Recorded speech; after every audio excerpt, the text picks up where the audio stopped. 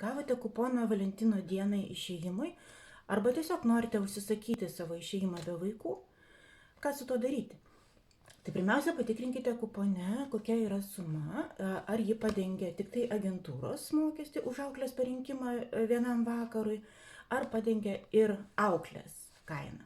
Jeigu pačiam kupone yra apie 40 ar 50 eurų, vadinasi, tai yra tik tai agentūros mokestis. Jeigu yra didesnė suma, tai gali būti 4 valandos padengtos auklės arba panašiai. Dažniausiai yra auklė kviečiama ne mažiau kaip 4 valandom arba mokama kaip už 4 valandas. Tada reikės užeiti į www.auklės.lt ir užpildyti anketą.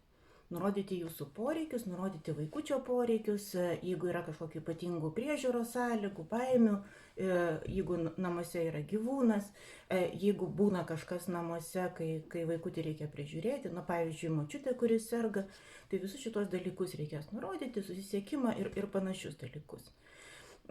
Taip pat, kaip reikėtų planuoti tą laiką, kada jūs išeinate.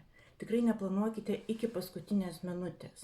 Tai yra vis tiek pridėkite ekstra laiko, nes jūs galite, tarkim, restorane ilgiau aptarnauti, ar ten bus eilė, ar dar kažkas. Taip, kad komfortiškai galėtumėte jaustis ir jūs, ir auklė.